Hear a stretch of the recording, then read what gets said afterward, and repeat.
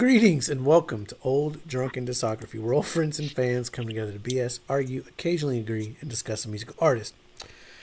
This week's artist is Def Leppard. We're talking about songs from the Sparkle Lounge in 2008. On the panel, we got myself, Jason, we got Tim, we got Bill, and our returning special guest, Cowboy. Howdy, howdy. Sparkle Lounge. I'm gonna just go ahead and place this here real quickly. These are our past rankings. Make sure you click the playlist link down below to find out why we deviated. Yet we all have Slang and X in the same spot. I wonder why. Subscribe. Yeah, because we had to listen to them. They had to go somewhere. Has to make it on the list. All right, songs from the Sparkle Lounge. First off, I just want to say, what's up with that album cover? Are they trying to do Sgt. Pepper? What the fuck? Of course they are. Just want to point that out. Bill, you kick us off this time. Oh man, songs from Sparkle Lounge. Hey, what are we're trying to sound like some early 2000s alt rock at this point, right? That we're sticking with that trend. 6 years after it was popular, we got to do it now.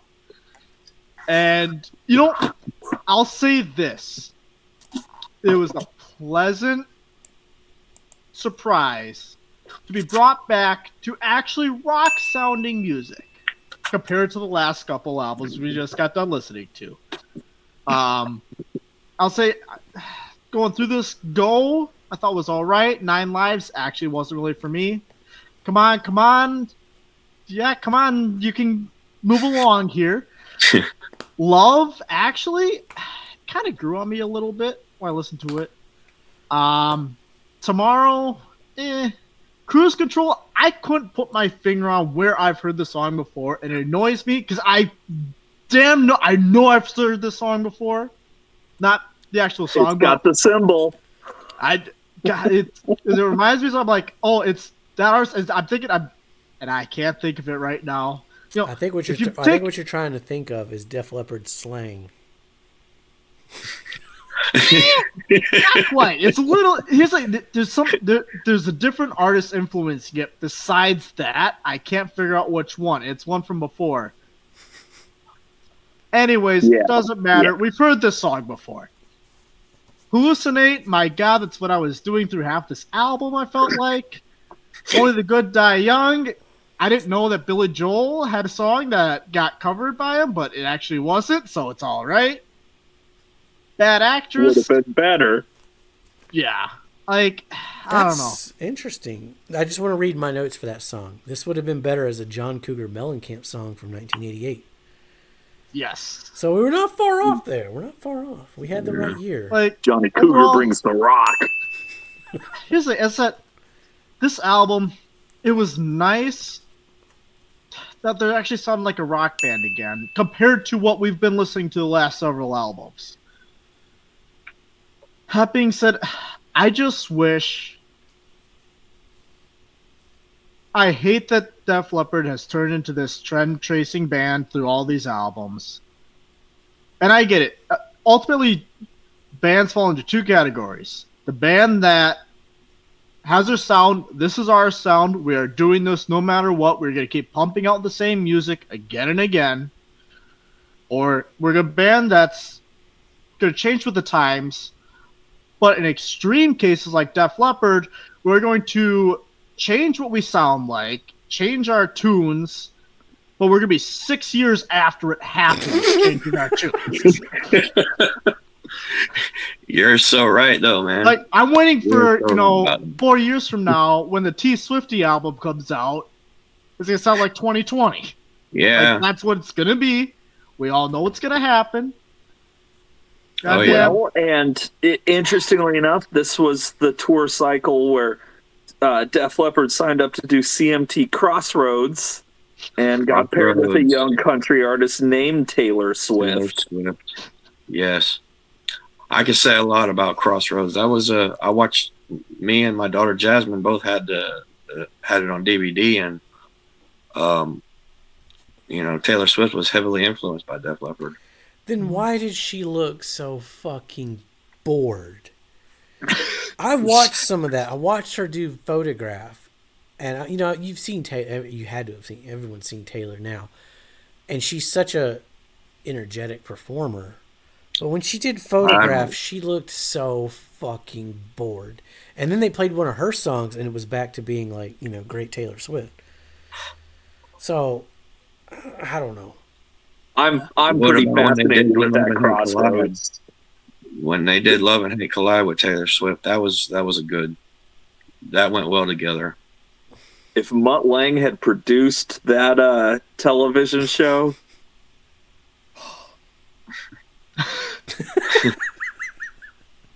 The views.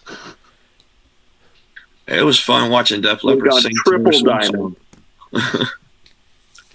I mean, yeah, that's just my opinion on this album. Like, it was nice they're finally sounding like a rock band, albeit a 2000s. Like, they say we're not alt rock at this point. It's like a 2000s alt. So, it's like they realized. No, I wouldn't say that band. Some of the early 2000s rock bands, they're trying to sound like that, which they're chasing the trend, but they're chasing it 6 years late again.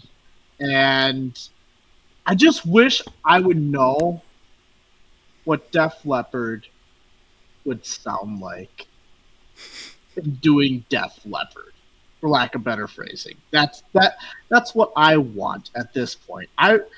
When I want Def Leppard to happen, I want to hear Def Leppard. I don't want to hear 2000s, not punk rock, but not alt rock either. This weird rock that was happening in 2002. I can't think of what name it is, but I want to hear. I don't want to hear that rock. Yeah, that's what it was. Well, look at it this way. My album for 2002 was the Ataris. The Ataris. End is Forever? Was it 2002? Huh? Was it End is Forever? No, Blue Astoria. Skies? Well, this is 2008 that we're in now, you guys. Yeah. Oh, yeah, I know. American Idiot's already come and gone. The Yeah. Black Parade has come and gone. So all of MCR's come and gone. Yeah. That's right. It did come after Saint all that. Anger has come and gone. Saint Anger. Wasting Light. Was that out by now? No, Wasting Light. Yeah, it was. Yeah. Well, no, I don't think it was. That was like, 11 or 12, right? I think so, yeah.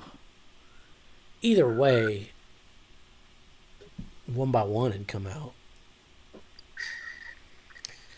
Learn to Fly was out. Yeah. This Learn to album Fly could have been a Def Leppard song. Yeah. Creed's basically completely come and gone at this point. I'm going to go last on this one because... Okay. Okay. Does that make it my turn then? Yeah, you go ahead. You got road maps, Okay. right? Okay. Yeah. Hey, you can bring everything together now. I'll do what I can. Because I'm curious where But they wrap it up very nicely for us to begin with. The first song is called Go. The last song is called Gotta Let It Go. And no spoilers, but the next song on the next album is called Let's Go. They ain't rocking no more, they going. Yeah. Rock is out. It's go now. And so, are they just trying to do Let It Go? I don't know. That wasn't out in 2008, was it? Yeah. Going back to the song Go, though, No. I implore anybody to listen to Def Leppard's Go, and then go listen to the Refused New Noise, which was a very influential underground song that they're completely ripping off here. It's even the same guitar line. Nine Lives has Tim Mcgraw, and my notes, the part I can really kind of read here is, I bet Kid Rock wishes he wrote this song. Come On, Come On.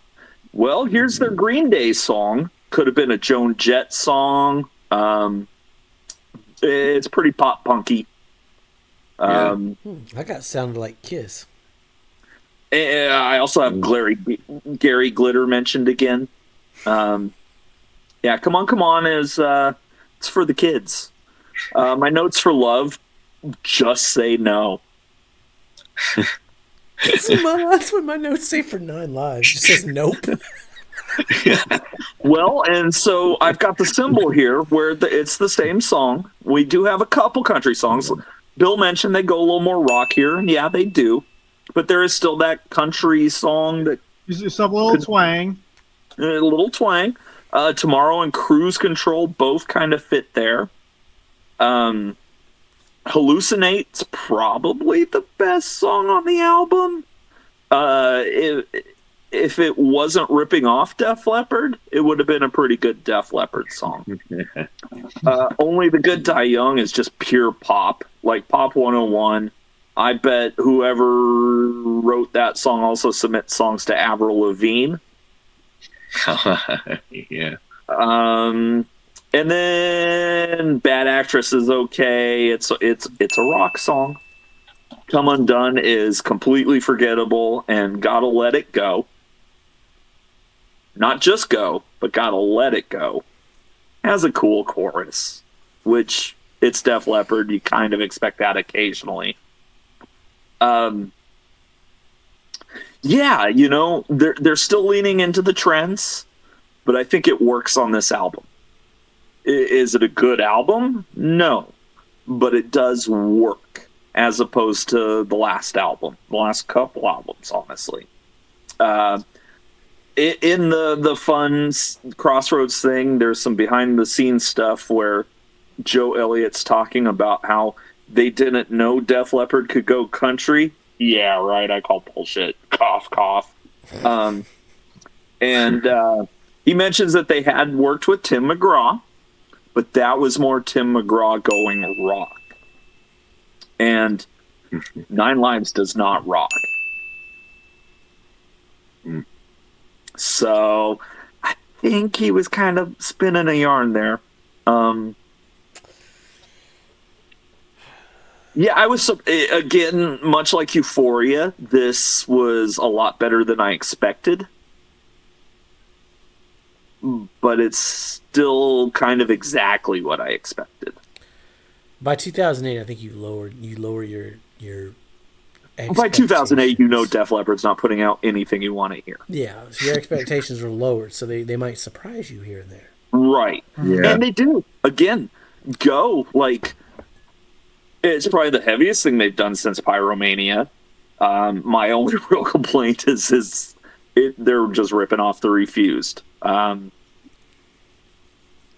everybody from the Used to Anthrax have covered that song. It was a very influential song that, shaped the way punk came. Honestly, Songs from the Sparkle Lounge is my worst Def Leppard album. Why is it every time it's... Well, I guess it's Bill's turn to guess.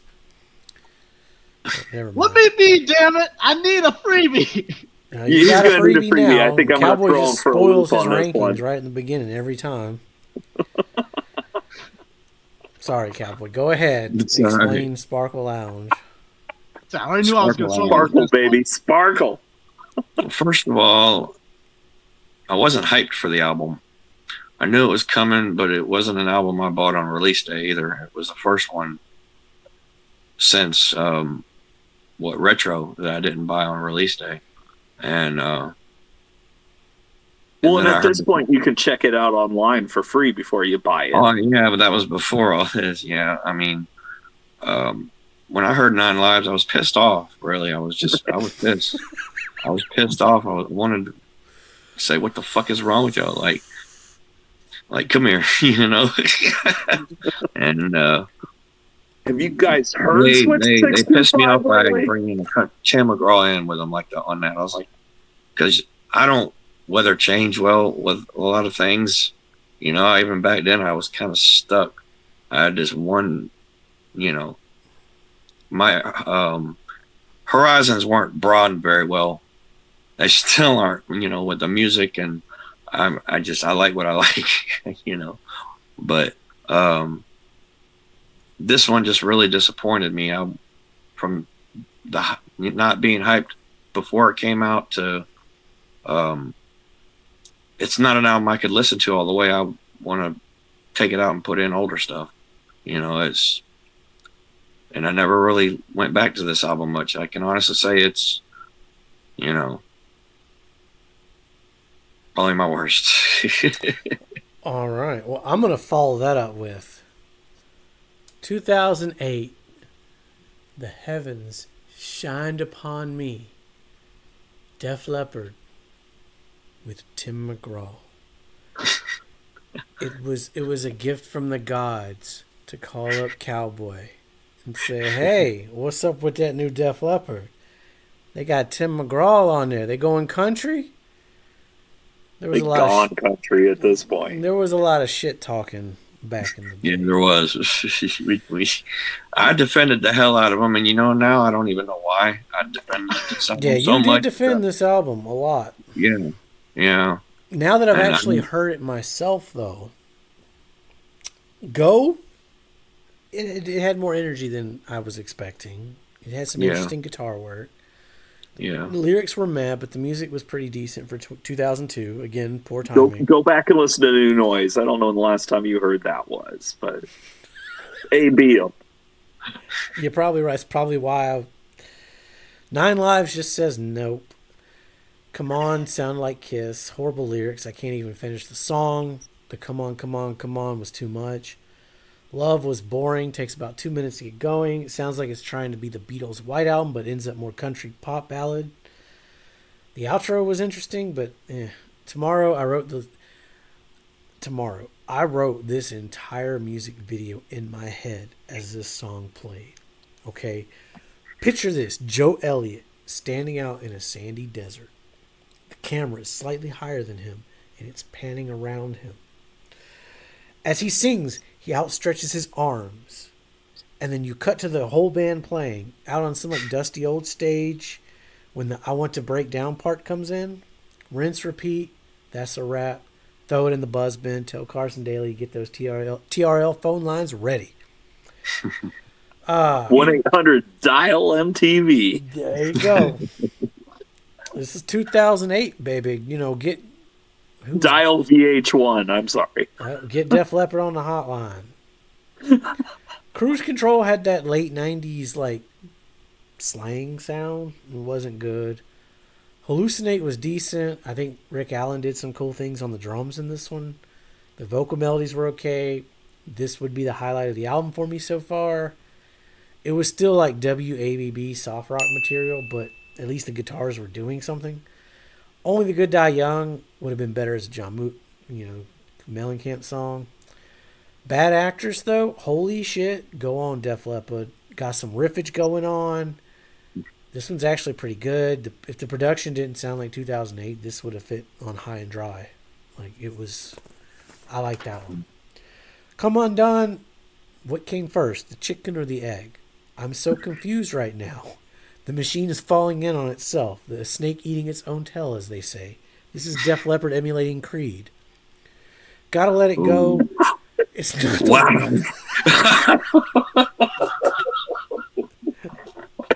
I will raise a drink to that one, my friend. That was good. I was confused.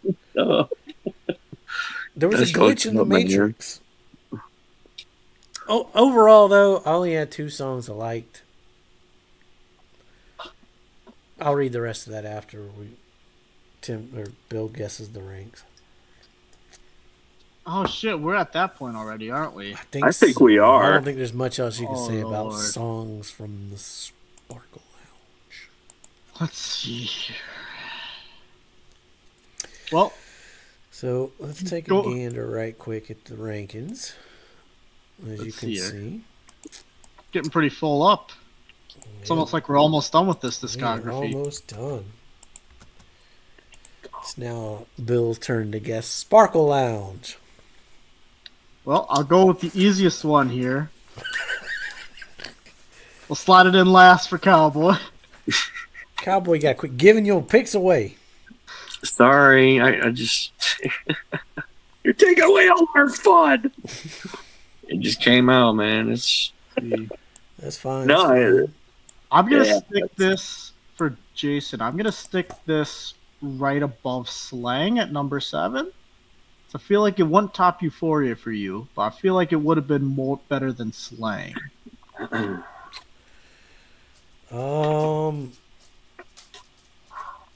You, sir, are correct. Okay. Now is the wild card. And it's wild card because Tim has Adrenalize already down at 6. I know it's going to be higher than X. That I know. So we can slide X down to 9. That's easy. But did you like Slang more for whatever reason? Ooh, yeah, that's it. That is a tough one. I'm going to guess Slang still goes down a slot here. You're still correct. Okay. But he said he'd be throwing a curveball here. So using that logic, Adrenalize would also go down a slot. Still correct. I don't think you liked Euphoria that much. Let's move Euphoria down one.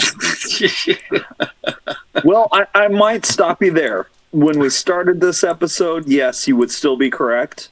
But now that I'm actually looking at my notes, I don't know if I like this as much as Euphoria. Okay, because that's where I was gonna stop right there. I don't know. So Euphoria is gonna stay at 5. I think so. I think it has more songs I like, but otherwise, like, they're pretty equal. Okay.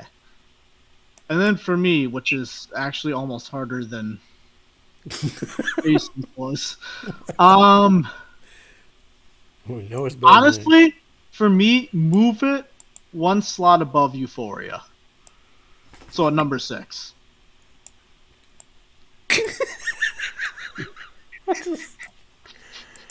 When Sparkle Lounge is in the 6th place, there's something wrong with For Discography. 2 people. You got it at 7. You're right there with us. Oh, I know, but yeah, I mean, my number 6 is really no better. It's a So little you're better. saying your 6 and 7 could switch, and you would have the exact same lineup as I do. Well, yeah. Well, this was my reasoning. Okay, this is my reasoning. Overall, I had 2 songs I liked, and one of those I thought was the best Def Leppard song I've heard in quite some time in this discography. But on the other hand, there's some really, really bad stuff on here. Pretty much everything else besides Go and Bad Actress was. See, and the reason I bumped it above Euphoria, I like the fact they were getting to more. Yes, they were still having, you'd have slang vibes, you'd have the country vibes in there, but they're sounding more like a rock band, at least, for this album compared to the last several they've put out. I'm going to definitely agree that Go and Bad Actress are the best songs on the album, but I'm also going to throw in Hallucinate.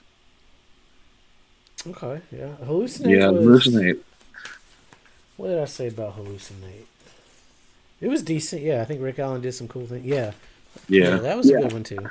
Yeah, I think those 3 are the ones that you are, listenable. Right now we're nitpick. I'm down to I like 3 songs on Sparkle Lounge versus 1 on Slang versus 0 on X. That's where I'm at. I liked 4 on Euphoria, so that's why it's 1 spot above. Yeah, I think I liked 4 on Euphoria as well. All right, I guarantee you. I feel like this next album, is going to be interesting compared to the last several. I think. Yeah, I got good notes for it.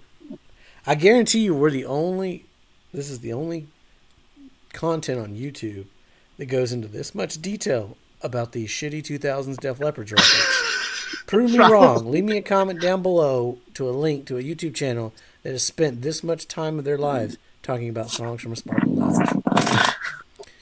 With that, thanks for watching. Love you guys. Be safe. Make good decisions. Let's go! Rock. Yeah. Let it go.